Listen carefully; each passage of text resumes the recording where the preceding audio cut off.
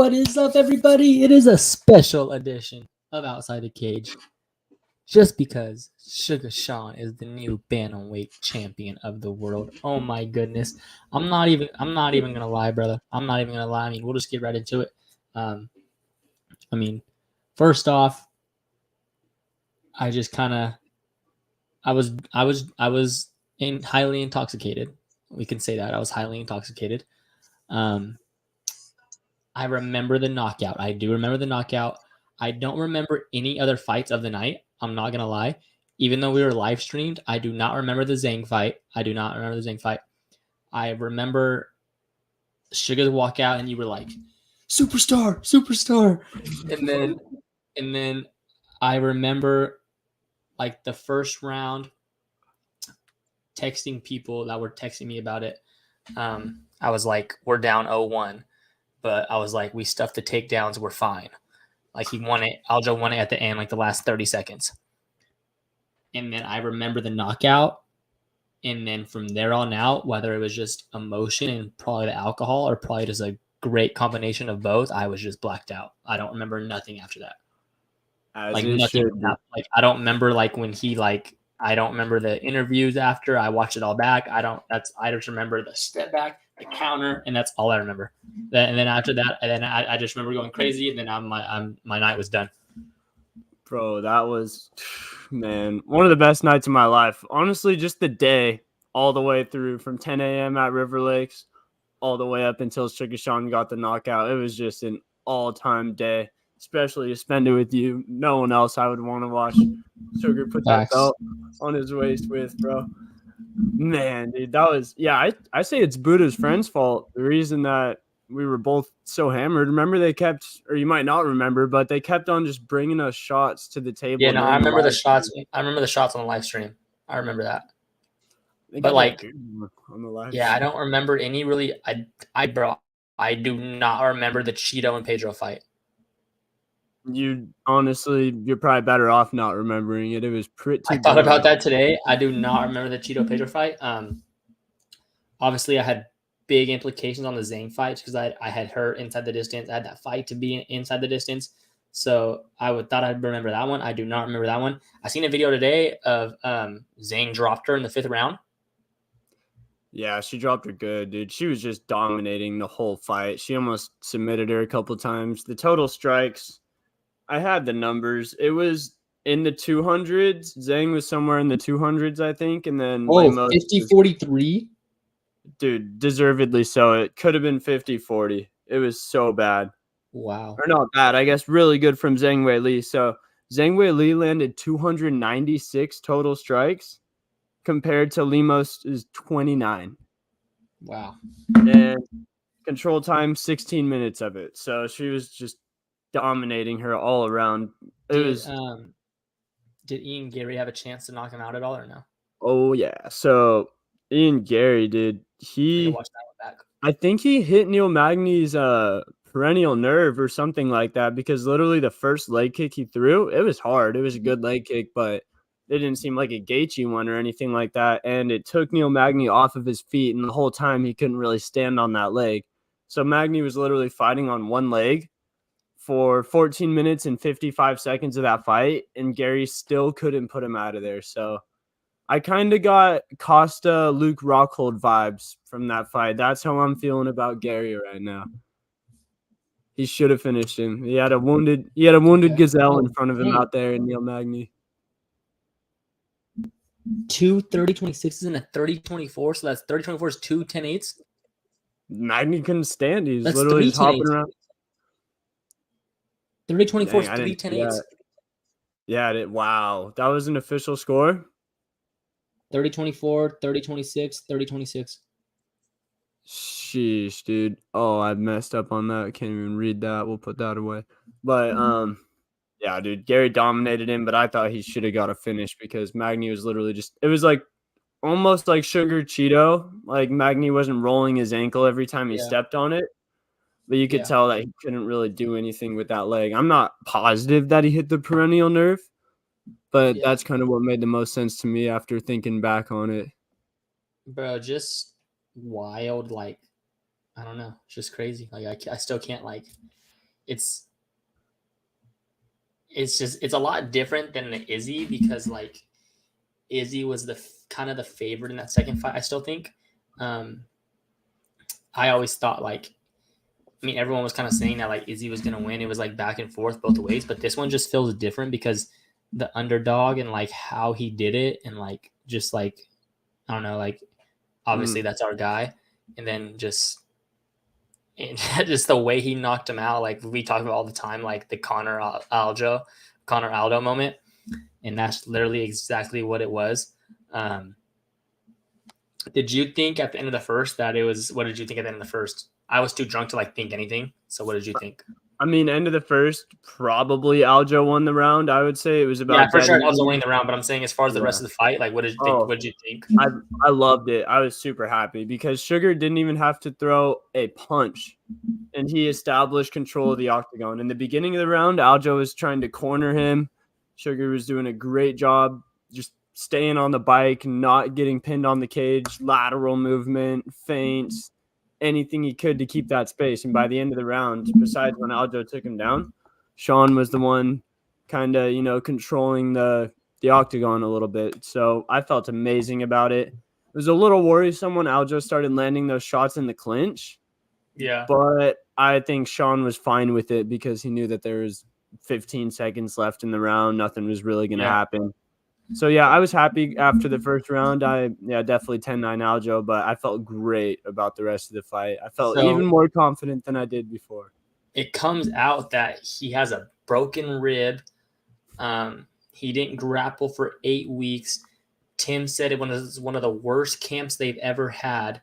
When I heard that, like I was just baffled because like everything he talks, I mean, again, it wasn't his fault. Injuries happen, but like how like he talks about how his camps are always great. He slept great. He's the best he slept all camp. Like everything pointed to like him. That he was locked in. He was having a great camp. He had so much time, so I was like, "There's no way he's like having that bad of a camp. Like he's had so much time. How was he hurt? When did he get hurt? When did it happen?" He said if it was a 3-rounder co-main title eliminator, he would have pulled out, which even makes it even crazier. Like I don't. What did you think when you saw that? Dude, made it even more impressive. It was pretty. It just shows how crazy the fight game is because it's not like Sean's the only one that's done that, I'm sure. I mean, we saw Connor with the knee injury before his big fights. And the fact that he couldn't grapple for the last, I think they said 5 weeks, was just insane because that's what we were basing our confidence off of, is the fact that he's been locked in on grappling, which he was for the last few years up before that injury. But kind of what it worries me, I don't know if he'll be able to get on this December card because he said he'll need almost a month to recover. Yeah. So that would leave him at the beginning of October. So he'd have about 2 months for a 5-round fight, which is not ideal by any means. And that kind of goes against what he's been doing. I think if it's Cheeto, it doesn't really matter. Personally. Honestly, yeah. I'm kind of in that box with Cheeto like that. Yeah, Cheeto's not. It's funny, man. That Sandhagen really burst Cheeto's bubble. Yeah, and I mean, and Sandhagen getting hurt, it could have been Sandhagen. I think he deserves it the most, either him or Merab, but Merab already passed it up, so yeah. Got to go with the Suge. What about Henry? Where does he fall into all this? I mean, it was there for Henry. He could have fought Cheeto on this card. He pulled out for injury. You don't really know what I mean, obviously he said his shoulder. We don't know where he's at on that.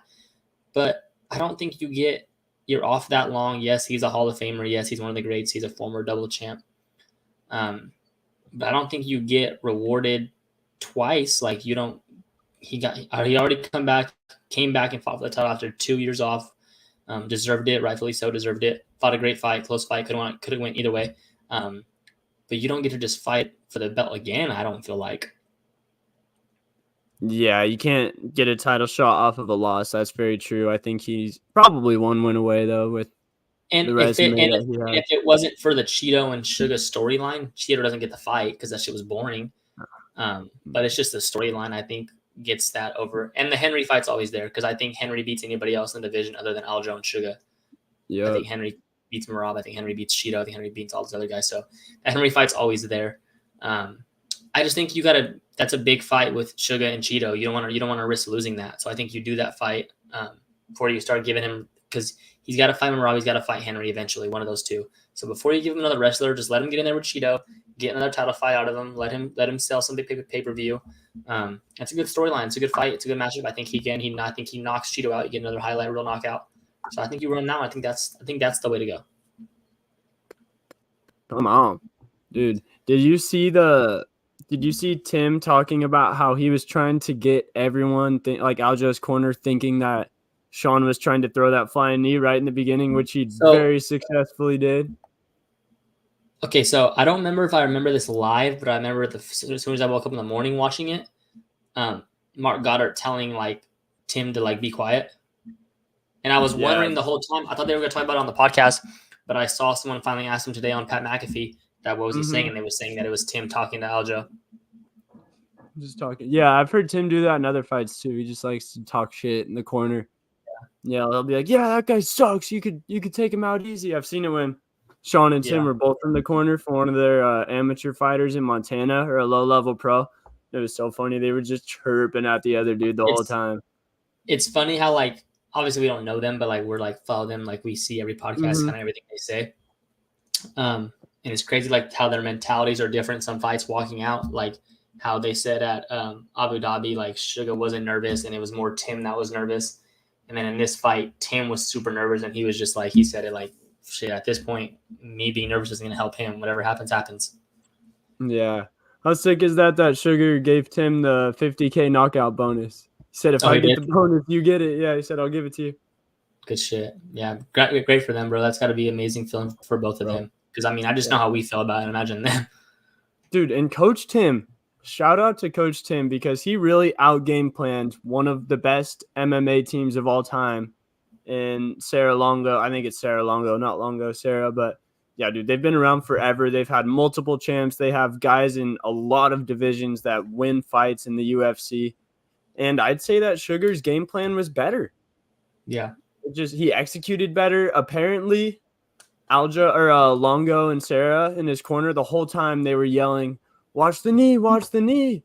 And that might be why Aljo was biting on all the feints so hard, because you know how every time Sugar would do the smallest of feints, Aljo would kind of take a step back and it would give Sean a chance to circle around, get in a better position. Yeah, I would have thought Aljo was more aggressive, like on the takedowns. He was just really wasn't. I thought he would have shot right away, but then again, maybe it's because they thought the knee was coming. That was kind of worrying him. Which obviously, I mean, who knows? It could have been. But I mean, after the first, it was just like, and even during the first, like there was no pressure. I feel like Sean was good in the first. Like he said, he didn't care about the first round. He was just trying to not get taken down. But I feel like that should have been Aljo's game plan. Just keep going, and just lay on him. That's what I thought the game plan was going to be. We really didn't get to see like Sean really take down defense. Like it wasn't really like it was like, I mean, he stuffed one, but it wasn't like he got to continuously keep doing it. Because that was my thing. I said I thought Aljo was going to continue to keep shooting. And I thought O'Malley could stuff some, but then it was also like he's not stuffing them all night. Like that's just the reality. So what can he do when it gets to the ground? That was my thought process, and it just never even got there. Yeah, dude. I mean, I saw one slow motion breakdown of it. You know how there's those Instagram guys who slow it down and type stuff and circle stuff and kind of break down the little movements. Aljo was trying really hard to close the distance, but Sean was just lateral the whole entire time. Left and right, in and out, feinting, throwing teeps every time Aljo would manage to get close. So, yes, Aljo wasn't being aggressive, but I think at the same time, it was just a master class from Sean O'Malley. Yeah, true. Like, and I really like, I know some people are going to like not believe this or not understand it or not want to hear it, but he's truly like up there with like the greats as far as like performing when it's time to perform. Like he just goes to another level. Like he's just so locked in. He's so mentally focused. Like going in with a broken rib into a cage fight, not grappling for 8 weeks with one of the best wrestlers in the world. And then just going in there and just being so calm and collective and just going to a different zone.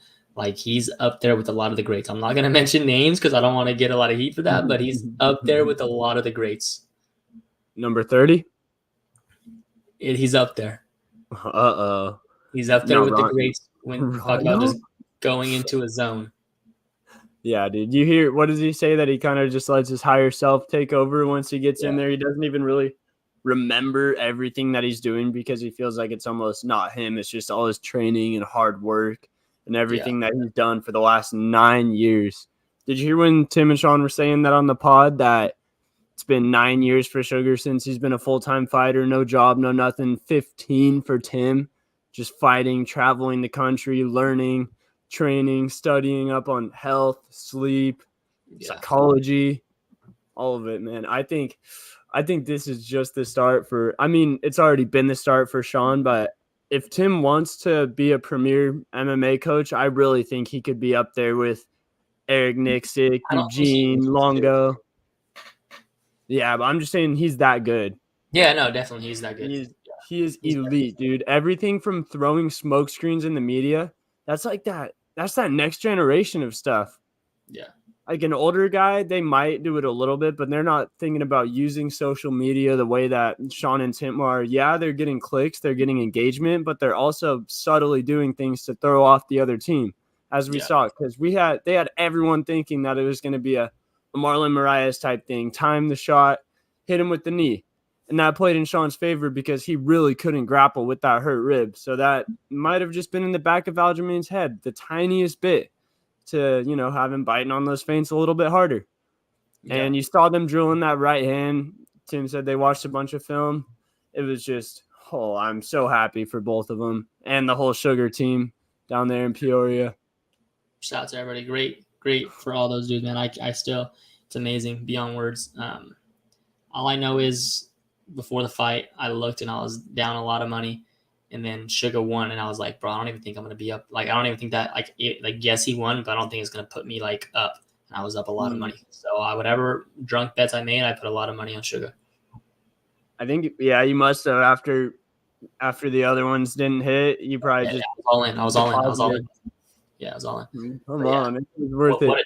What a day! What a night! Should we throw up the live stream? Was you can put the bets up. That's fine. Dude, the live stream was so much fun. Thanks to everybody who tuned into that for a little bit. That was, man, if we lived in the same city, I think we'd be doing that a lot more frequently. We started off nice. Got a smash in the first round. Split decision to GM3. Could have went either way there. Cheeto tricked it. I put too much. Like, bro, looking back at this now, these aren't bad bets.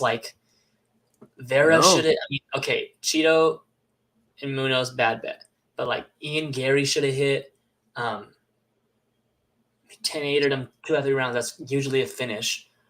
Zhang, inside that distance, should have hit. GM3 could have went either way. So the only bad bets were the Cheeto and the Hubbard ones. Yeah, the Zhang one was a great bet. She got so close to that submission. You would have been. Yeah, you got to watch that one back. Lemos should have tapped, or not should have tapped, but could have, and no one would have been mad at it. Damn. Oh, man. Yeah, that one was big. I like where we're at though. I'm getting a feel. Yeah. Austin Hubbard's the only one that messed with the parlay. Yeah. No, I think Zane, I guess so. The red was just in the wrong spot. No, that's just for the whole parlay in general. Oh, I see. Yeah, bro. Damn. Yeah. That's tough. I still I was looking back at today when I was putting these in, and I was like, dude, I like all these bets. I'd make them all again, except probably the Cheeto bets. Yeah, I mean the GM3 fight, that was probably fight of the night in my opinion. Yeah, and it was split. We had action. It's a coin toss. For plus 200, I'll take a coin toss. Man, so you don't really remember the Weidman fight or the tough fights or? I remember the tough fights. I remember the Katona fight being really good. I remember the Hubbard fight was trending towards a decision. You were looking all right in that one. Yeah. I remember Tavares is dominating Weidman. I think Weidman got hurt. Yeah, his other leg. Yeah. Yeah. But he was, shouts to Weidman, bro. He left it all out there. He was doing anything he could to get a finish. He went for it. Sometimes though, Father Time is undefeated. Your body just breaks down and there's not much else that you can do. Damon Blackshear and Mario Batista. Some are saying a robbery. Oh, really? I think Blackshear had the decision. Robbery and a unanimous? Someone had a 30-27. Yeah. All these stats, though, Blackshear leads all these stats. Exactly. It was a weird one. Yeah. I had Batista in a bet, so I wasn't too bummed. But Ruger and Bustos, you might have seen them on the live stream. They needed Blackshear last leg in one of their parlays, so they were really pissed about that. Did Vera even come close to like finishing him at all? Nah, he threw a couple front kicks and question marks that had potential, but Pedro wasn't really ever in danger. I honestly did for that fight. Like after live streaming for 2.5 hours, I was standing up, pacing around a little bit. I had to get right for Sean, dude. I don't know how it was. If I wasn't hammered, I would have been so nervous because I was really nervous and I was absolutely hammered, dude. Yeah. So you didn't go out after? You were just... I did go out. You did? No memories, though? No, I remember being there, bro, but I don't like... Let's just say... the Garys? Yeah. Irish Suga. Yeah, it was... Yeah. That was funny, bro. What a night, dude. I hope Sugar can get on December. I know he really wants that money if he could be a co-main for Connor. Did you see that they DM'd back and forth? Here's my thing on that is, do you main event? Obviously, it's Connor. There's different rules for Connor. Do you main event Connor non-title fight and co-main Suga title fight? Yeah. That's okay? Sure. That's what Sean said in the DMs. He said, I co-main, you main event in December. Yeah, I mean, it for sure has to be that because Connor's not co-maining. But like I just didn't know if that was like something they would do.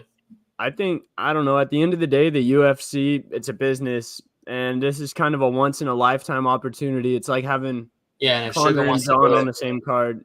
Yeah, and I think he's happy to do it because he's always said he kind of likes finishing earlier in the night anyway, and he still gets the same amount of pay-per-view points, and he's fine.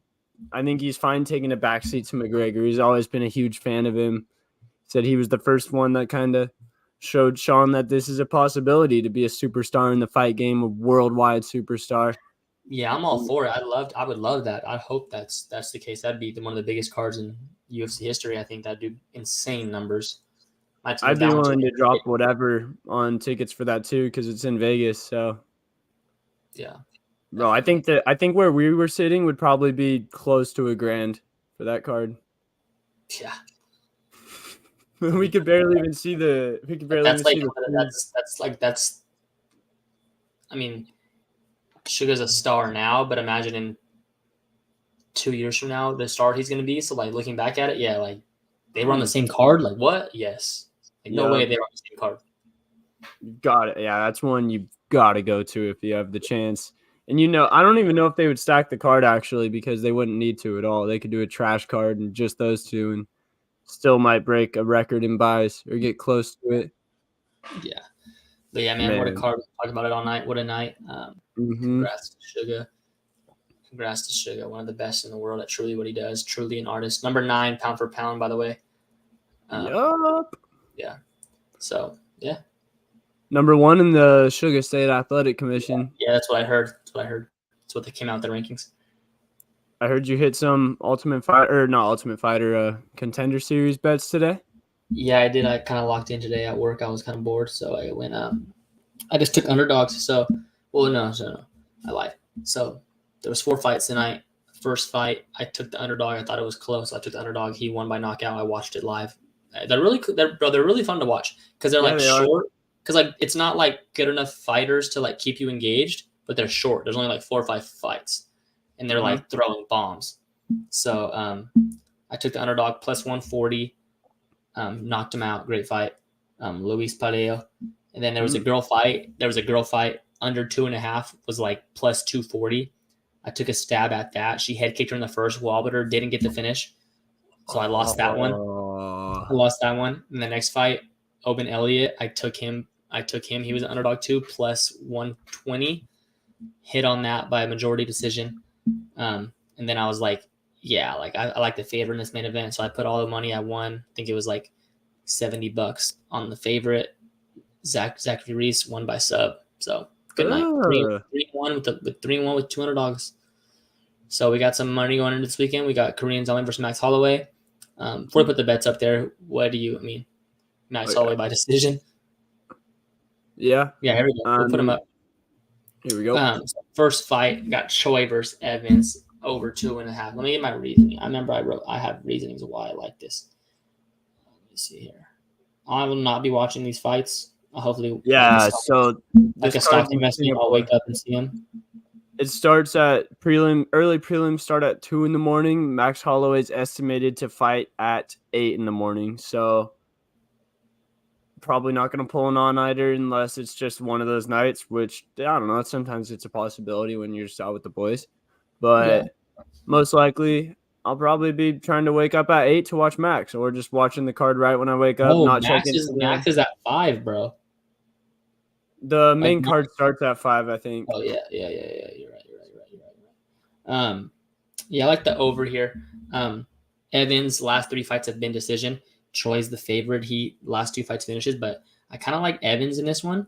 But let's go. We'll take over 2.5. Take a stab at that, and then Aldrich and just a girls fight. I'm gonna stop being scared to take over 2.5. Last 4 out of 5 fights, Aldrich went to decision. She's the big favorite. So again, we look at her how she wins. She goes to decisions. Her last 5 fights are split decision, unanimous decision. She got subbed by Blanchfield, and then her last loss was a unanimous decision loss. So she's gone the distance 4 out of the last 5. Not on the hands different. She's a finisher. 10 out of her 19 wins have been by finish, but again, big underdog. Let's look at. I think Aldrich plays it safe, not can be dangerous. So I think it goes over there.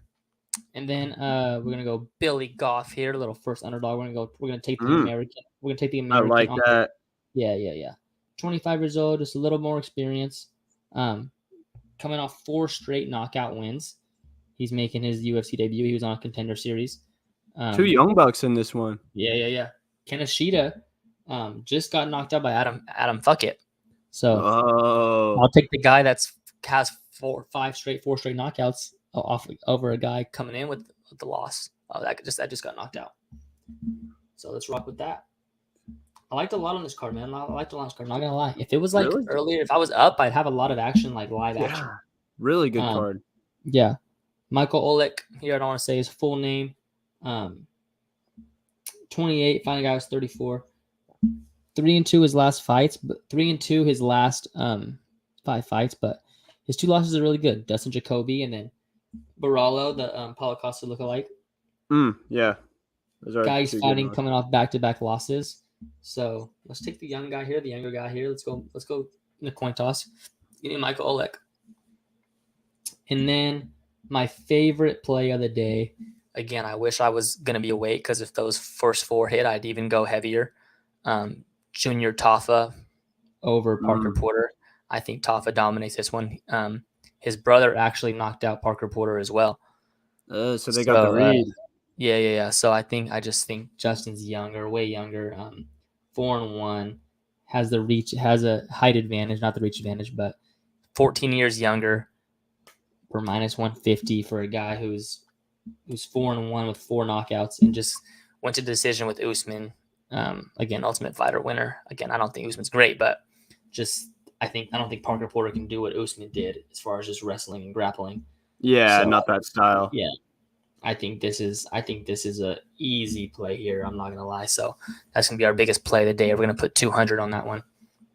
Then this fight here, again, I don't want to add this in because I didn't put it in the chart, but I like fight to go the distance here. Blanchfield and Santos plus 200. If you're watching this and listening to this, put that bet in. We won't count it win or lose here on this, but I'd like that one. I just seen that one today earlier. But I'm gonna go Talia Santos again. Like I said, I like it goes decision. So with these judges, just kind of take the coin toss. But I think Santos is good, man. Maybe she just fought the fight of her life against Shevchenko, but I mean, you look at her, you look at that, man, like, and just you think like, how is she not the second best person in the world?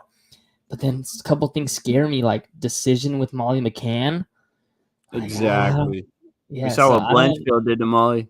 Yeah. So I'm hoping some MMA math is wrong here. I don't know, but I don't feel like Blanchfield will be able to really sub her. But then, I mean, you look at her wins. Like, yeah, she finished them, but Andrade, not a great win. Looking back at it, McCann's never a great win. And then I don't know. So my favorite bet on this one, I should have stayed patient and waited for that line to come out, but I liked to go the distance plus 200. But I think Blanchfield's still young. Santos in her prime, 30 years old, coming off of. She's got to feel confident off taking the bullet to where she took her.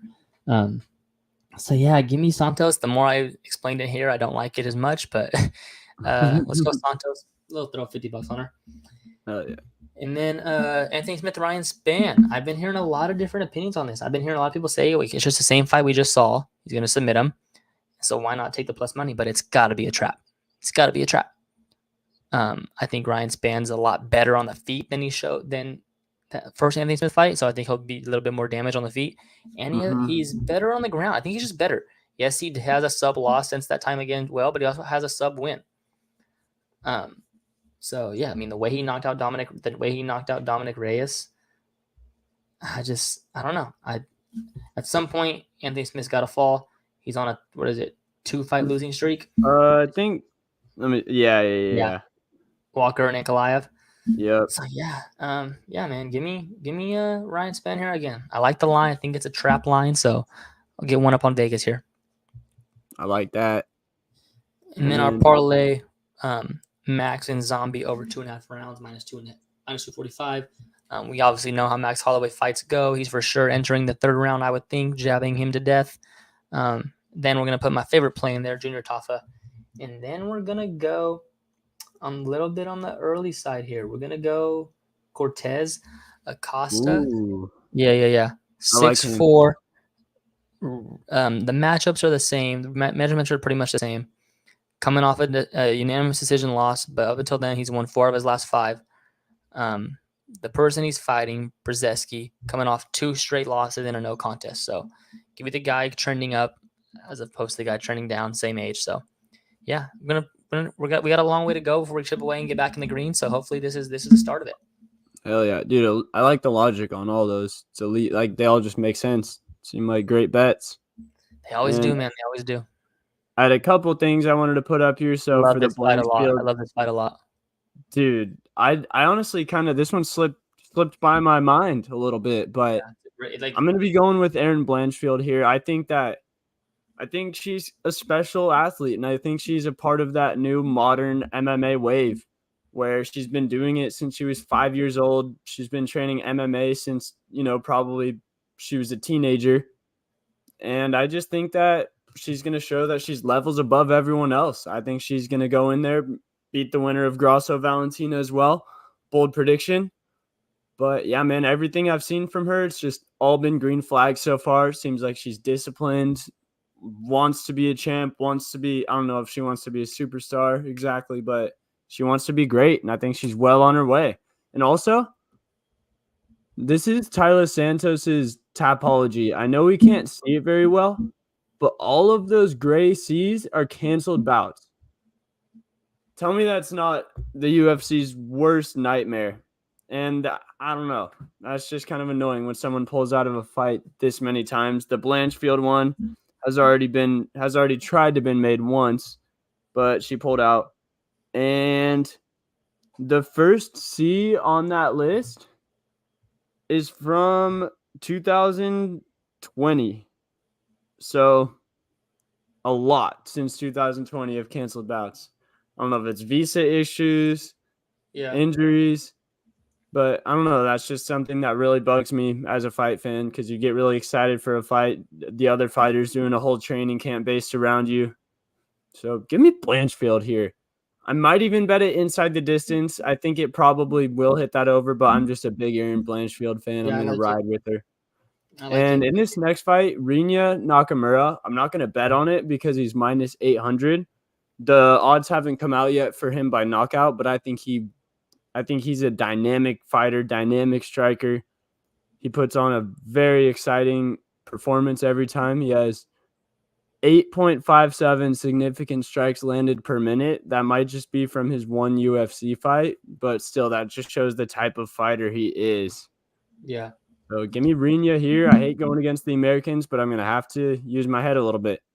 And the third fight on the main card is a banger.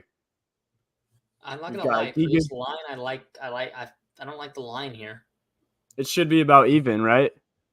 I would say Giga minus 150. Yeah, way closer than this because Giga's coming off of a brutal loss, and we've seen those derailed fighters before when he hasn't fought in over a year, right? Yeah, since Cater, I think. Yeah. We saw him. We saw him in Vegas. Yeah. Shouts Giga. I didn't think he was 6 foot when we saw him. Did you? Nah, it's little. It's crazy. Look at 6 foot right there for his height. But you'd ask me on a set of Casares is taller. He just looks taller in there. 100%. I don't know if it's the hair, but yeah, I agreed with you. When I checked this, I was like, oh, I wonder Casares must be like way taller than him, but nope. Giga's allegedly 6 foot. I might sprinkle a little bit on Caceres here just because that line, and I think it's a closer fight. They're both really good stand-up guys. They have unique styles. I think this is it's a fan's dream matchup. I expect this to be an absolute banger of a fight. Yeah.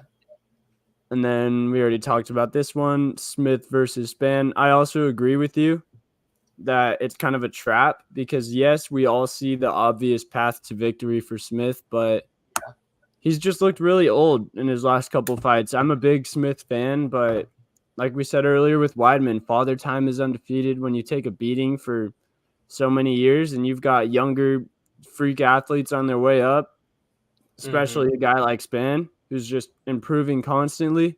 Said he's working harder at it now. Yeah, I kind of like Spann here and probably inside the distance. Man, main event. Man, I hate that a Max Holloway fight's just at such a weird time because one of my favorite guys to watch. We'll still get to watch it. Korean Zombie as well. Good that he gets to fight another fight in his home area. Obviously, it's not Korea, but it's in that side of the world, so it's at a good time for all of his people. But I think Max is going to destroy him. Plain and simple. 31. Isn't that crazy how young, like, Max has been in this for so long, and he's still younger than every champ besides Sugar. Bro, like, what's Volk, like, 36? 34. Like, so 3 years from now, like, Max can still be, like, fighting? Max is that dude, bro, and he has taken a lot of damage, though, but we still have not seen the chin crack. He gets cracked in so many fights and just never even looks older. Like, he can fight till he's like 37, 38. Bro, Max is that dude. That's 7 years. We'd be like 29. And he's been fighting since we were like probably 12, 13 in the UFC. Bro, that's crazy. He's 31. Bro, when he was, how old was he when he fought today? Like, starting today, he can have a whole another prime. Chandler came in the UFC at what, 34, 35? Yes, dude. Bro, that's insane. That's why I still feel like 155 is in the cards for him too, eventually, just because, like, I don't know, his body you could still fill out a little more, and yeah, it's just 155 is tough. Yeah, it is. Bro, do you see Aljo, or I don't know if he saw it the next day, he said, after this one, I'm going to have to reconsider wanting to fight Volk. Yeah. No shit. Then he said he wants a rematch. No, I'm not doing that. Sorry. We got chocolate toast. My bad. Sorry to cut you off, but we got chocolate toast in the house. A long time no see. Hope y'all are doing well. Said Spann by TKO. I agree. Early fight Saturday. Oh, Callum Walsh is fighting again already? I didn't know Callum Walsh was already going again. Didn't he just fight in Boston like probably a month ago? When there was chocolate. Yeah, it was when they did the looking for a fight. So whenever that was. But hey, chocolate toast. Do you think Callum's ever gonna make the transition over to MMA, or do you think he's gonna try and become a superstar boxer and make a bunch of money like the top guys? Because obviously you can make more if you're one of the top guys. and we'll see if Chaka gives us an answer on that. We're getting better at this live stuff a little bit. Buena Silva. I think Myra Buena Silva. She tested positive like the UFC. Ooh, I like that. He's young too, I think. I'm not sure exactly how old he is, but that would be electric. Who doesn't love an elite striker coming into the UFC? Hopefully he's been training that takedown defense on the side, because that will be a problem. Yeah, I was gonna say I thought he trained with Ferguson. Okay, I didn't know that. For some reason I thought he was overseas. No. Said he wants to try it. Let's go. Inside track. Chocolate Toast, always giving the good info. Y'all going to be out there in December? Dude, I don't think Suga can get on that, though. It's just too soon. But like you said, if it's Cheeto, he's probably thinking the same thing. As long as he's healthy, he's probably good. Yeah, if it's Cheeto, I mean, obviously you don't want to underestimate anybody, but I think like we did Aljo at 70%. Yeah, Cheeto's a nightmare in a 5-rounder, though, because he doesn't really get any less dangerous. I think Derek said this at your house. He said, starts off really slow, but he just stays the same the whole time. MSG November, Vegas December. I like that. Y'all getting out there. That's crazy. John said he wouldn't share a card with Colby. Really? Yeah. He said he at least Colby said that he heard from someone. So did they probably get December? That's what I'm thinking. Yeah, they probably get December then.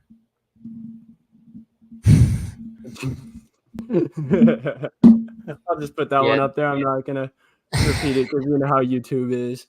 But yeah, they probably get December. That's not a bad main event, and then Suga come in. Yeah, I would like that. But I wonder if Connor's not on in December, if Suga doesn't even want to push it. I don't think Connor's on in December.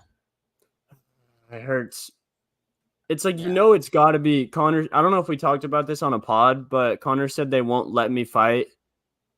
There's no way they're not letting him. Yeah, no. I don't know, dude. He puts money in everyone's pockets. Yeah. UFC, like Sean said, it's a business at the end of the day. Yeah, I like that in December. I like Kobe and Leon and Suga and Cheeto in December. T-Mobile, Suge Mobile.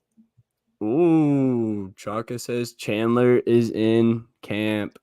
Yeah, they said that or Connor said that he started camp too. But again, I don't know. We don't know about this whole USADA bullshit. Yeah, it's hard to know. We're not on the inside like you, Chaka. I think it was like somebody saying like, was it like, I want to say it was Uncle Chael. He was like, we don't know how it works. Like, can he just put in 2 tests the day before and be good? Like, no one knows. Yeah. I thought you had to be 6 months. That's what I always thought. That's what I always thought.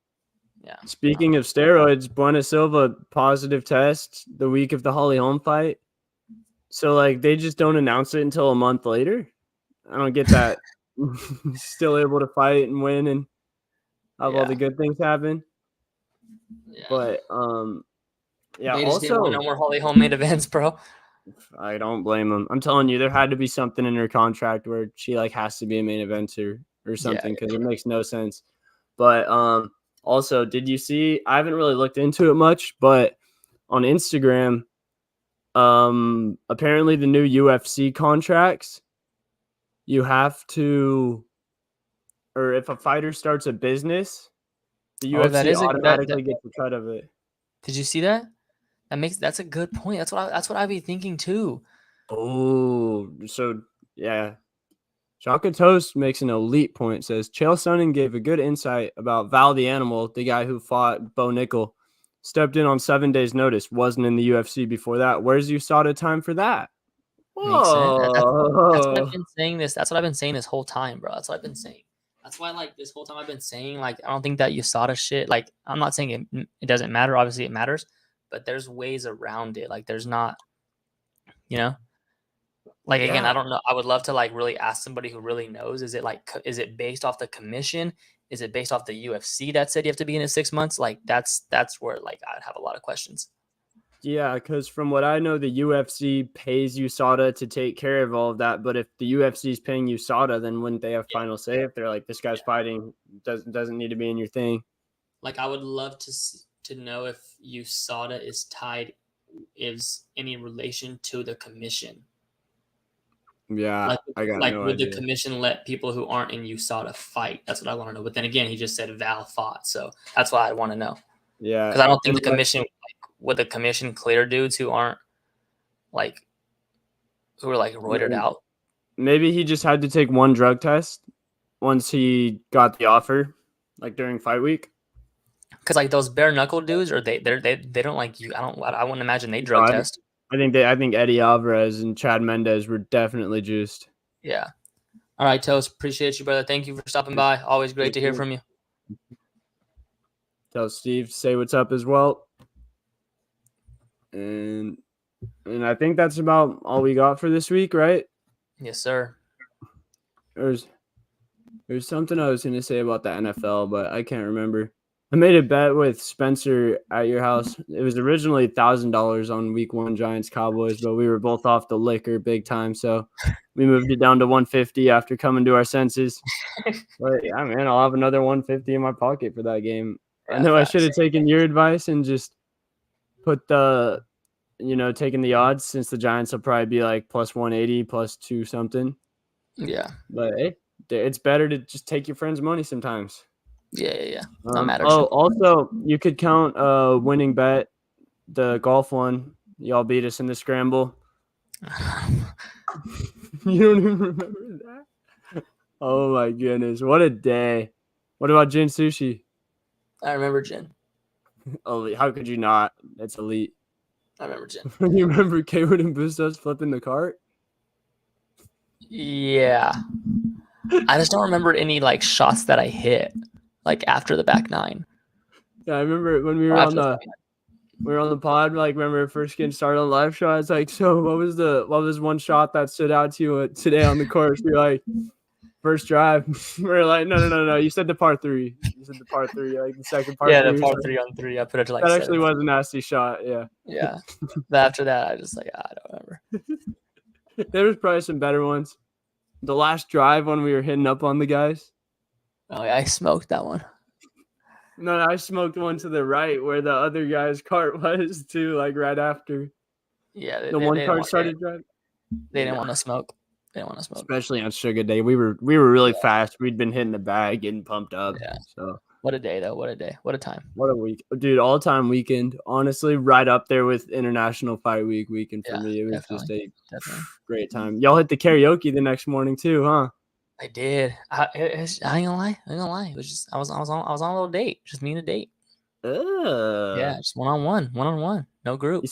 You sing some Drizzy up there? Nah, bro.